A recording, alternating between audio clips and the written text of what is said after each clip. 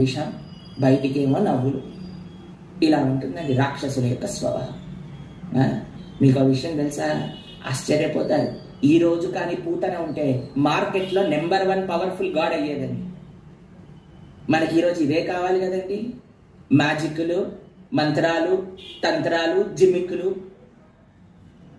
పూతన కానీ ఈ రోజు ఉంటే ఆవిడకి అందరికంటే ఎక్కువ ఫాలోయింగ్ ఉండేదండి. ఆవిడకి అందరికంటే ఎక్కువ యూట్యూబ్ సబ్స్క్రైబర్స్ ఉండేవాళ్ళండి. ఆవిడకి అందరికంటే ఎక్కువ ఇన్స్టాగ్రామ్ ఫాలోవర్స్ ఉండేవాళ్ళండి. ఆవిడ స్టేటస్ ప్రతిరోజు అందరు చూసేవాళ్ళండి. ఆవిడ రీల్స్ అన్ని షేర్ చేసేవాళ్ళండి. కానీ ఎవరైతే శాస్త్రంలో ఉన్న విషయాలు, భక్తియుత భగవంతుడి యొక్క సేవా వైభవాన్ని చెప్తారో మనకి అవన్నీ అవసరం లేదండి. శ్రవణం అవసరం లేదు. మనకి మ్యాజిక్ కావాలి, మనకి సిద్ధులు కావాలి. ఎంత ఆశ్చర్యం చూడండి. పూతన నడుస్తూ ఉన్నదట. ఒక్కొక్క అడుగు ముందుకేస్తుంటే అక్కడ గోకులంలో ఉండే వాళ్ళందరూ ఇలానే చూస్తున్నారట. పూతని నడుస్తూ కేవలం ఉత్తిగా నడవట్లేదండి. ఒక తామర పువ్వు చేతిలో పట్టుకొని తామర పువ్వుని ఇలా ఇలా ఇలా ఇలా రౌండ్గా తిప్పుతూ ఉంటే వాళ్ళు అనుకున్నారట, ఇవి ఎవరో కాదు, సాక్షాత్తుగా మహాలక్ష్మియే వచ్చింది. ఎందుకు వచ్చింది మహాలక్ష్మి తెలుసా అండి? నారాయణుడి కోసం వెతకడానికి వచ్చిందేమో. అదేంటండి, ఇంట్లో ఉండడా? నారాయణుడి కోసం ఎందుకు వెతుకుతుంది? వైకుంఠంలో ఉండాలి కదా నారాయణుడు అని. అంటే ఆయన వైకుంఠంలో ఉండడటండి.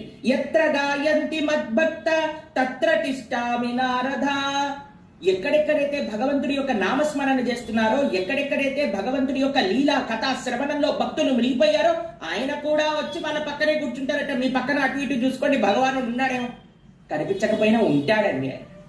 ఎక్కడైతే శ్రద్ధతో భగవంతుడి యొక్క లీలను వింటున్నారో అక్కడే పక్కన కూర్చొని మనము లీలను వింటుంటే ఆయన మనల్ని చూస్తూ ఉంటారట. వీడు ఎలా వింటున్నాడు? జాగ్రత్తగా వింటున్నాడా? మనసు పెట్టి వింటున్నాడా? నిద్రపోతున్నాడా? ఏం ఆలోచనలు వస్తున్నాయి? నిజంగా మనకి ఆ లీలలలో లీనమైపోయి ఆ భగవంతుడి యొక్క అనుభూతి చెట్టి ఆ అశ్రు దారాలు కానీ మనకి కారుతూ ఉంటే భగవానుడు చూసి, అమ్మో ఎంత వైభవం, అసలు ఈ పిల్లవాడు ఏడ్చేస్తున్నాడా నా గురించి వింటూ అని ఆనందపడిపోతాడట.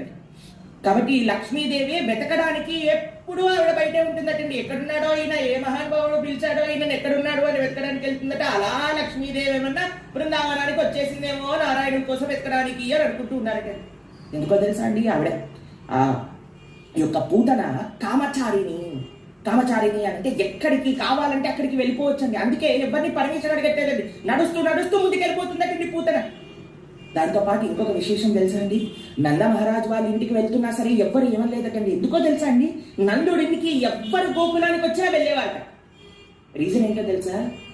నంద మహారాజు వాళ్ళ ఇంట్లో ఒక అద్భుతమైన విష్ణుమూర్తి యొక్క శ్రీ విగ్రహాన్ని పెట్టుకొని